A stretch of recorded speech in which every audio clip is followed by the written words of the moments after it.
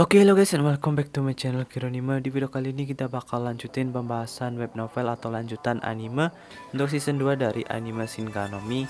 Dan ini pembahasan mengadaptasi atau mereferensi dari web novelnya guys.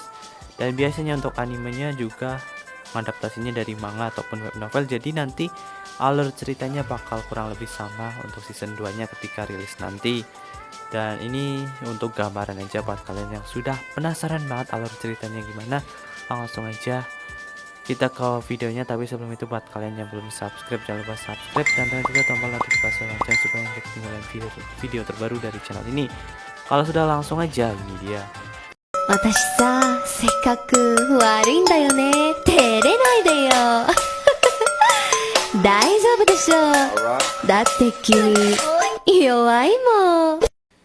Oke, jadi kita lanjutin part terakhir buat kalian yang belum lihat video sebelumnya. Dan buat kalian yang belum lihat dari awal juga bisa cek aja videonya di playlist supaya kalian bisa memahami alur cerita video ini. Nah, ini kita masuk bab 73 sampai 74, dan ini lanjutan dari cerita yang dimana Seichi sudah bertemu dengan Kanosugi Senpai. Dan terakhir kita udah melihat ternyata Kanosugi Senpai itu agak tergila-gila dengan Seichi ya. Kanosugi Senpai yang tampaknya telah terbakar entah bagaimana pulih dari keterkejutannya dan mulai tertawa seolah-olah dia telah kehilangan itu. Nah, jadi terakhir kita udah lihat Kanosugi Senpai sudah mengetahui haremnya Seichi guys, atau ada Saria sebagai istri, kemudian Altria sebagai pacar, kemudian ada pelayan Rurune dan adik Origa-chan. Nah, tentu siapapun orangnya pasti akan terkejut melihat seorang laki-laki yang memiliki 4 hal tersebut ya. Karena sudah begini, aku hanya perlu mengikat anggota tubuhmu dan mengurungnya agar tidak ada yang bisa memandangmu. Kanosugi Senpai benar-benar orang yang menakutkan sekarang. Seichi-kun di situ. Tidak ada penjaga. Aku melakukan ini karena cuma kamu yang ada di pikiranku. Aku tidak benar-benar mengerti apa yang sedang terjadi, tapi untuk saat ini aku ingin kamu pergi dari Seichi-ku, ucap Altria.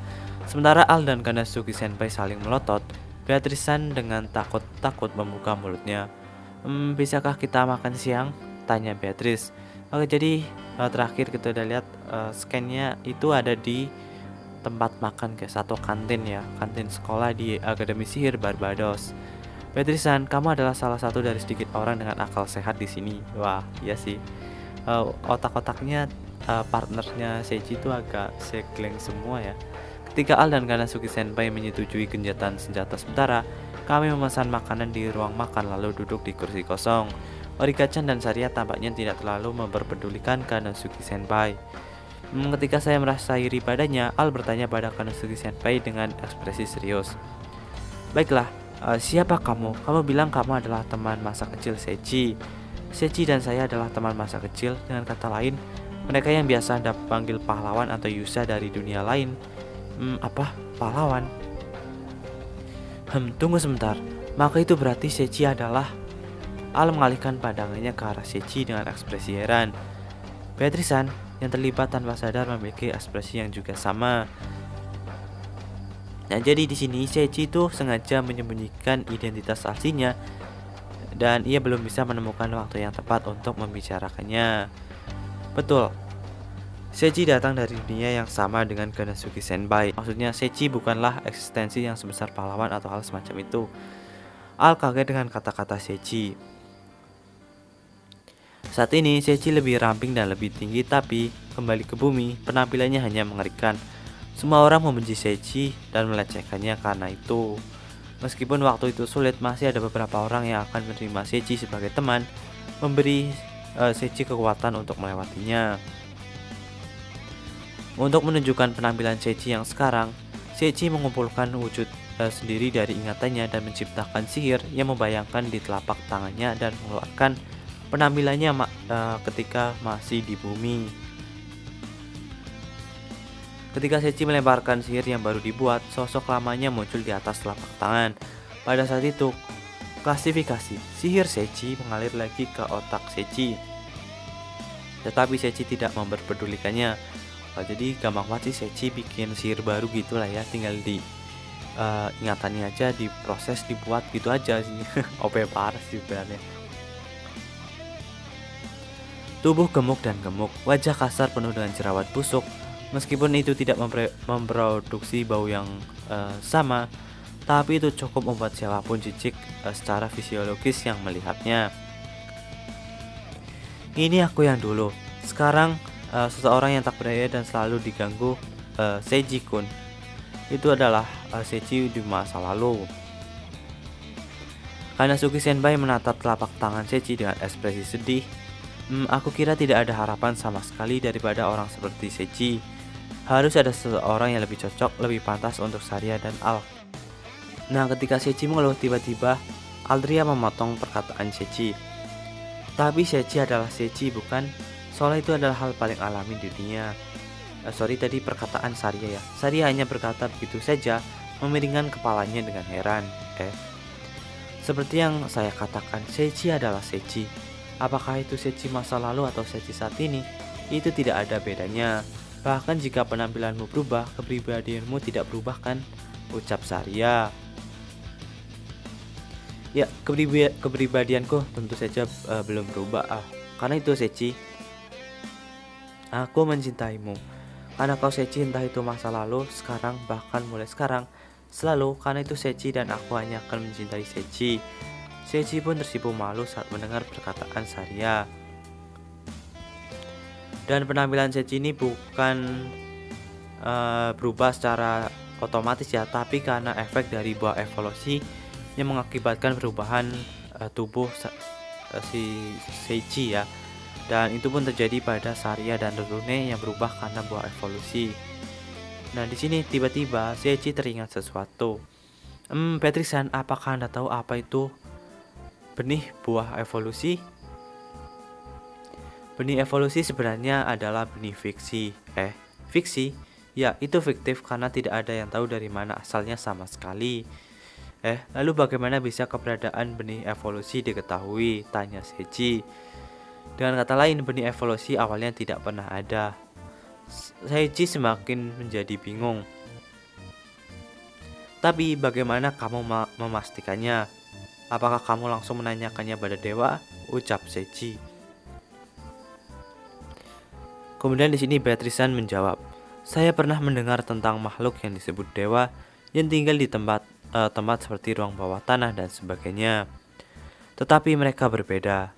Tidak, saya kira akan lebih akurat untuk mengatakan bahwa dunia telah ditinggalkan oleh para dewa dari tempat yang lebih tinggi atau di dimensi yang lain. Manusia yang mampu menemukan benih evolusi adalah satu-satunya penulis buku yang menuliskan deskripsi benih evolusi.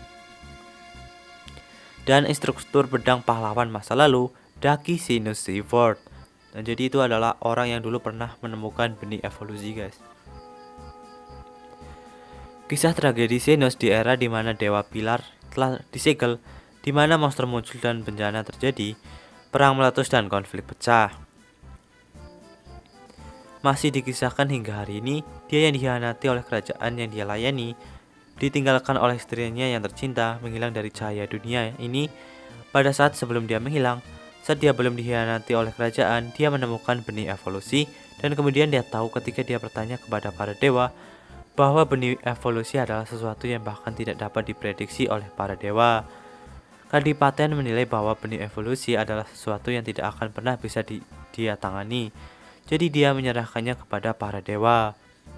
Namun benih evolusi tidak dapat dihancurkan bahkan oleh kekuatan para dewa.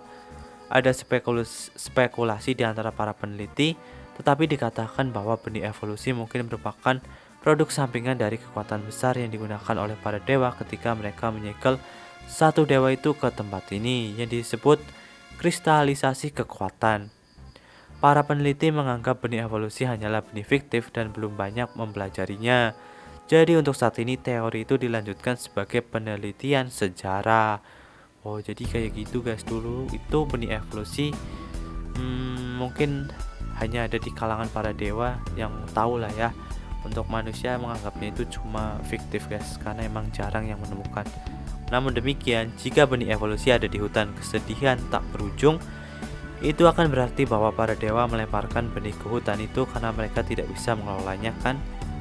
Ngomong-ngomong, para dewa yang telah menerima buah evolusi Dari Tuan Sivert merasa bingung bagaimana mereka harus menghadapinya. Jadi itu dimateriakan di tempat yang tidak ketahui, sama seperti Dewa Pilar. Mereka pasti tidak menyegelnya, mereka hanya membuangnya. Nah jadi karena benih evolusi itu nggak bisa dihancurkan atau dihilangkan, jadi hanya dibuang ya guys. Dan kemungkinan Sechi dulu menemukannya itu karena kehokiannya ya. Apakah kamu mengerti? Jika apa yang Sechi-san makan adalah benar-benar benih evolusi, itu akan membawa dampak besar bagi dunia ini. Anda mungkin tidak percaya ini, tetapi penampilannya telah berubah menjadi yang sekarang karena telah memakan benih evolusi. Waduh, jadi ada kemungkinan orang yang memakan benih evolusi bakal menjadi ancaman atau eksistensi yang dapat mengancam dunia ya guys. Pembicaraan buah evolusi ini cukup menarik hingga Sechi lupa keberadaan Kanasuki Senpai dan teringat sesuatu. Ngomong-ngomong, apa yang terjadi pada Sota dan yang lainnya? Sechi-kun, untuk menjelaskannya kita harus mulai dari situasi kita saat ini. Terus terang, para pahlawan telah menjadi musuh akademi ini. Selain itu, Beatrice menegaskan bahwa ini adalah masalahnya juga. Sulit untuk mengatakan ini, tapi apa yang Kanasuki-san katakan itu adalah benar, ucap Beatrice. Tidak mungkin, bagaimana ini terjadi? Tunggu, lalu mengapa Kanasuki Senpai ada di sini? Apa tidak apa-apa bagimu untuk berada di sini? Intuisiku berbisik padaku bahwa aku tidak akan menyesal datang ke ruang makan. Selain itu, meskipun itu mungkin samar, Kanasuki bisa mencium bau Sechi. Ada alasan bagus kenapa Kanasuki datang untuk melihat Sechi-kun seperti ini. Alasan? Ketika Sechi memiringkan kepalanya dengan heran, Kanasuki Senpai menunjuk ke jubah Sechi. Sechi-kun, kamu tidak merahasiakan namamu, tetapi karena pakaianmu saat ini, Kanasuki tidak tahu bagaimana penampilanmu.